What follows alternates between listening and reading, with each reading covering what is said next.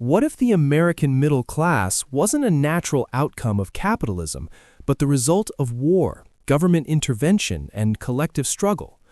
What if everything we associate with normal life today, homeownership, college, job security, had to be engineered? Today, we're diving deep into a topic that's at the very heart of the American dream, the rise of the middle class. How did a nation of farmers and laborers transform into a society where homeownership, education, and a comfortable life were within reach for so many? Let's rewind the clock and find out. In the 19th century, America was a land of extremes. You had the ultra-wealthy industrialists, the Carnegies and Rockefellers, and then you had, well, almost everyone else. Most people were farmers or factory workers, living paycheck to paycheck with little hope for social mobility. The idea of a middle class as we know it today was just a tiny sliver of the population, mostly small business owners, doctors, and lawyers. But change was on the horizon, fueled by steel, steam, and incredible innovation. The Second Industrial Revolution, kicking off in the late 1800s, was a game changer. Factories weren't just producing goods, they were creating jobs. Sure, the conditions were often tough and the hours were long, but for the first time, large numbers of people were earning steady wages. This shift from agrarian life to urban industrial work was the first major step.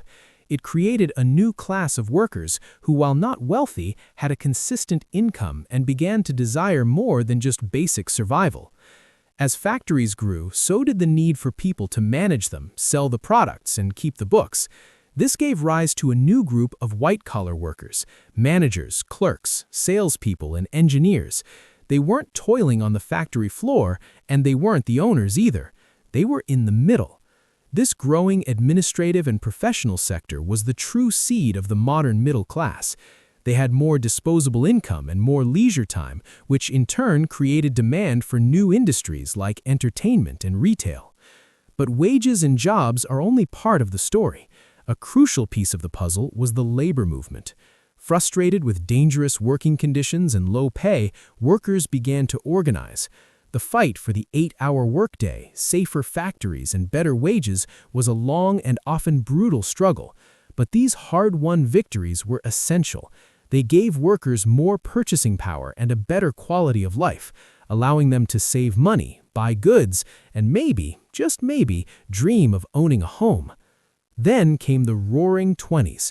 The economy was booming, and mass production, pioneered by figures like Henry Ford, made incredible new products accessible to the average person.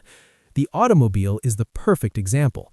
Ford didn't just invent a new way to build cars, he famously paid his workers enough so they could actually afford to buy one.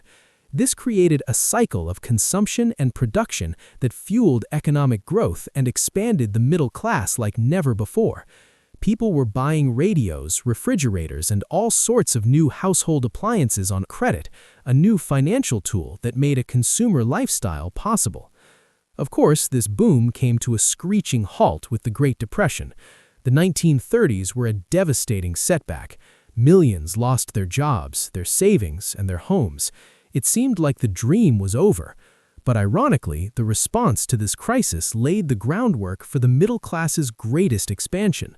Franklin D. Roosevelt's New Deal introduced a safety net that Americans had never had before.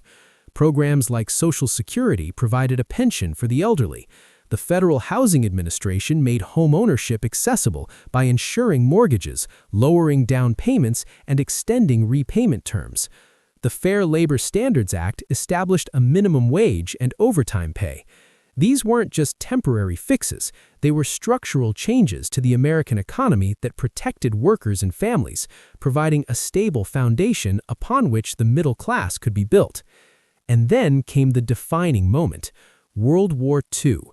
The war effort pulled the country out of the Depression, putting virtually everyone back to work.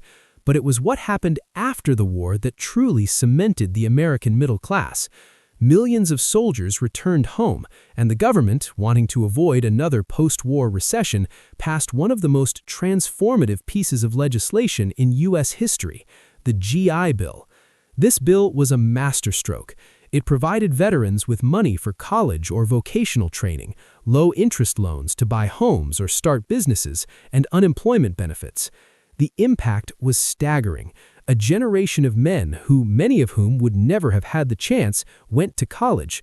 This created a highly educated workforce ready to fuel the post-war economic boom in technology, science, and business. The home loan provisions sparked a massive construction boom, leading to the creation of the suburbs. For the first time, owning a single-family home with a yard and a white picket fence became a realistic goal for millions of working families. The 1950s and 60s are often seen as the golden age of the American middle class. The economy was humming, unions were strong, and a single, often blue-collar income could support a family, buy a home, a car, and pay for a vacation. This wasn't just an economic reality, it became the cultural ideal, plastered across television screens in shows like Leave It to Beaver and Father Knows Best. It was the American dream fully realized. A strong manufacturing base, high unionization rates, and progressive taxation that funded public investments all contributed to this era of shared prosperity. Of course, it's crucial to acknowledge that this dream wasn't accessible to everyone. Racial segregation and discriminatory practices in housing and employment meant that many African Americans and other minority groups were largely excluded from this post-war prosperity. So, from the factory floors of the 19th century to the sprawling suburbs of the 20th, the rise of the American middle class was not an accident. It was the result of industrial innovation, a fierce labor movement, transformative government policy, and a unique set of post-war circumstances. It created a level of prosperity for ordinary people that was unprecedented in human history. Understanding this journey helps us understand where we are today as we face new challenges to that very same middle-class dream. What do you think were the most important factors? Let me know your thoughts down in the comments.